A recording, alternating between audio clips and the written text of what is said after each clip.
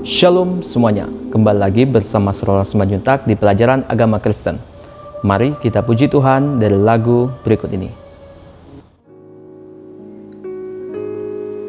Kau Allah yang setia, Bapa yang mulia, kasih-Mu besar Tuhan, Kau pulihkan hidupku. Kaulah harapanku, hidupku dalam-Mu. Terima kasih Tuhan, Kau selamatkan hidupku. Dengan apa kan ku balas segala kebaikan-Mu? Segenap hatiku menyembah-Mu, Yesus. Ku bersyukur padamu. Dengan apa kan ku balas segala kebaikan-Mu? Segenap hatiku menyembah-Mu, Yesus. Ku bersyukur padamu selamanya.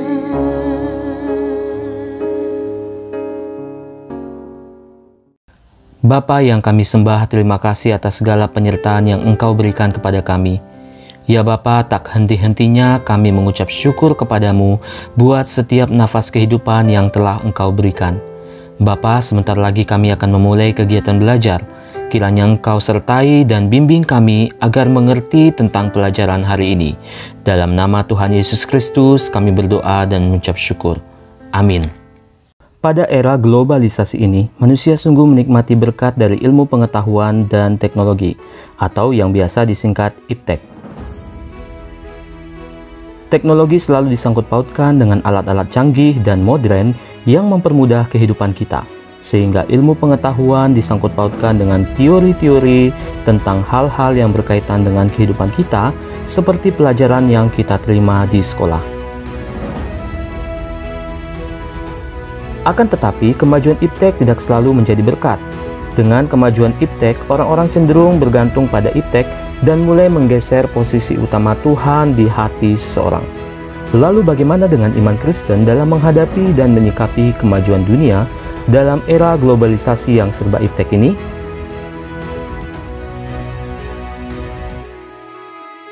Ilmu pengetahuan adalah pengetahuan tentang suatu bidang yang disusun secara bersistem menurut metode tertentu yang dapat digunakan untuk menerangkan gejala-gejala tertentu. Ilmu pengetahuan merupakan suatu pencarian pengetahuan yang dapat diuji dan diandalkan, yang dilakukan secara sistematis menurut tahap-tahap yang teratur dan berdasarkan prinsip-prinsip serta prosedur tertentu. Sedangkan teknologi adalah penerapan penemuan-penemuan ilmiah untuk memecahkan masalah-masalah praktis. Secara etimologis, teknologi berasal dari kata tekne yang berarti suatu rangkaian yang berkaitan dengan pembuatan suatu objek atau prinsip-prinsip atau metode dan seni. Berikut definisi teknologi menurut Kamus Besar Bahasa Indonesia.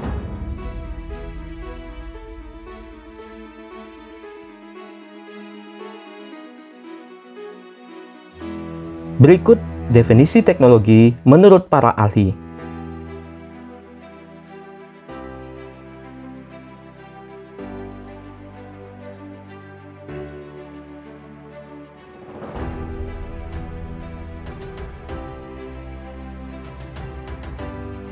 Tetapi tidak semua teknologi digunakan untuk tujuan damai. Pengembangan senjata penghancur yang semakin hebat telah berlangsung sepanjang sejarah, dari pentungan sampai kepada senjata nuklir.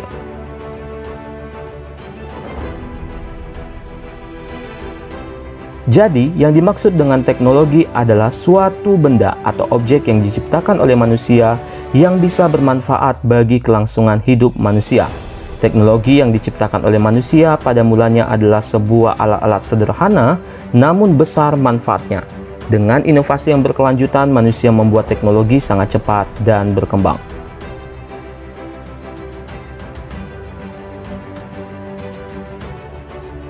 Di era globalisasi ini, iptek menjadi faktor yang sangat mempengaruhi kehidupan. Iptek menjadi faktor penentu keberadaan dan kemajuan masyarakat. Saat ini iptek terus dikembangkan sesuai dengan kebutuhan dan semakin terasa dampaknya bagi kehidupan kita. Hampir seluruh aspek kehidupan kita berkaitan erat dengan teknologi. Kita jadi semakin dipermudah dan lebih menghemat waktu dalam segala hal.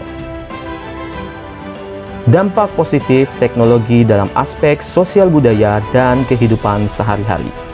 Yang pertama, informasi yang diperoleh dapat langsung dipublikasikan dan diterima oleh orang banyak dengan cepat melalui media-media yang ada. Setiap orang jadi dapat saling bertukar informasi. Yang kedua, memudahkan kita dalam belajar karena sudah banyak teknologi yang mendukung, misalnya dengan adanya proyektor, LCD, mikroskop, dan lain-lain. Yang ketiga, hubungan sosial antar masyarakat bisa berlangsung di mana saja dan kapan saja. Walaupun berjauhan dan berada dalam zona waktu yang berbeda, tetap bisa berinteraksi. Sosialisasi kebijakan pemerintah dapat lebih cepat sampai ke masyarakat.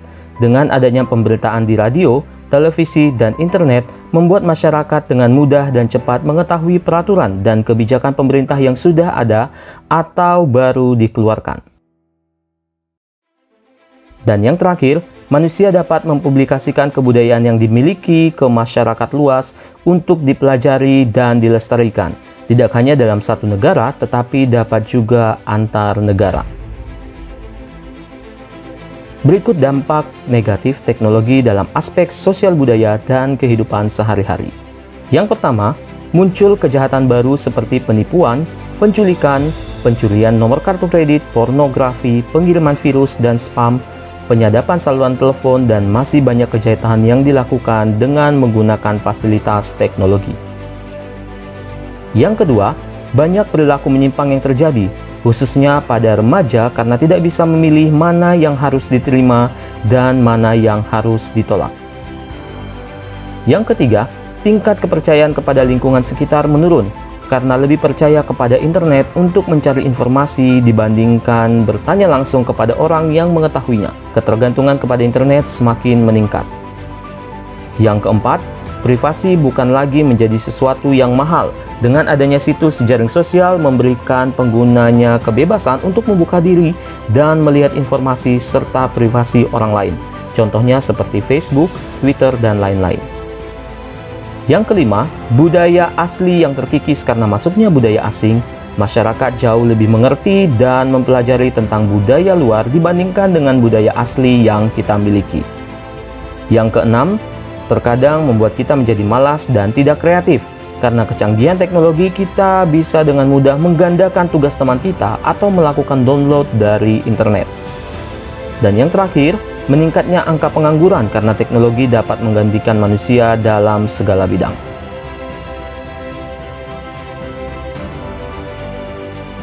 Lalu bagaimana seharusnya sikap orang Kristen menyikapi perkembangan iptek? Apakah kita harus menerima iptek dengan tangan terbuka?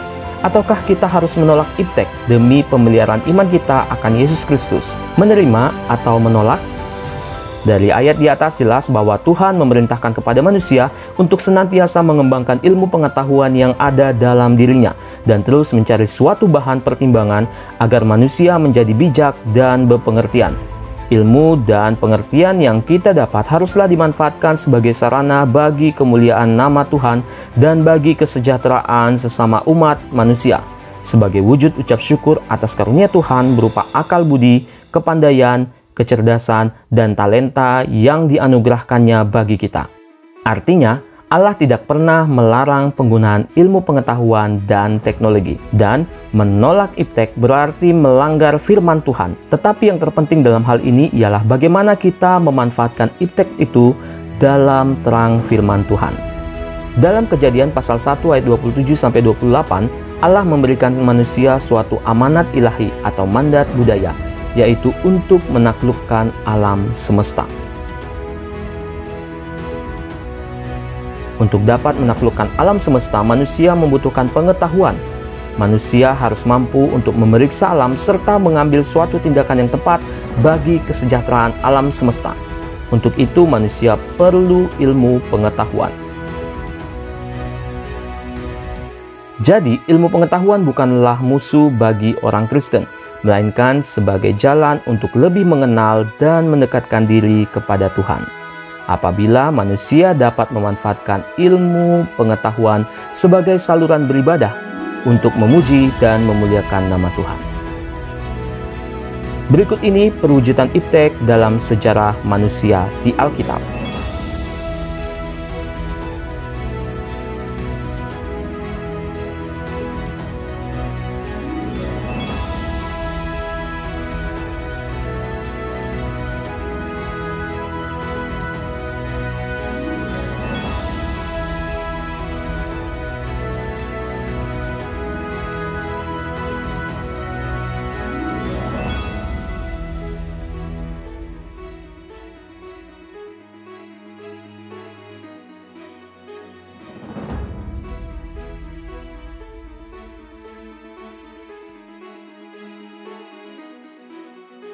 Kemajuan ilmu pengetahuan dan teknologi adalah sesuatu yang tidak bisa kita hindari dalam kehidupan ini, karena kemajuan teknologi akan berjalan sesuai dengan kemajuan ilmu pengetahuan.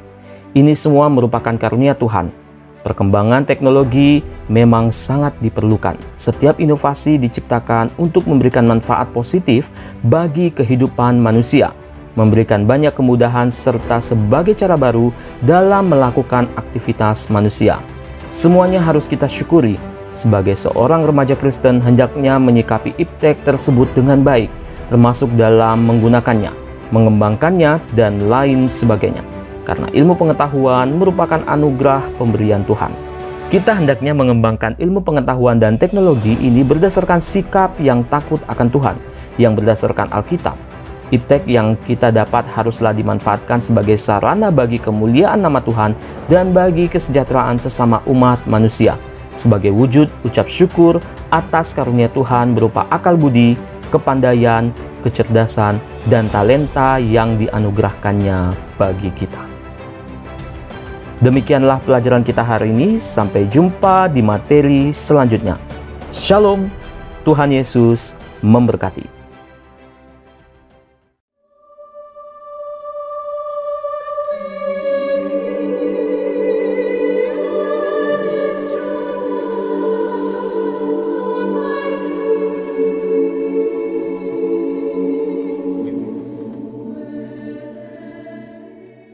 Terima kasih Tuhan atas pengetahuan yang Engkau berikan kepada kami. Biarlah pengetahuan yang kami miliki dapat kami kembangkan terus untuk kemuliaan nama-Mu. Amin.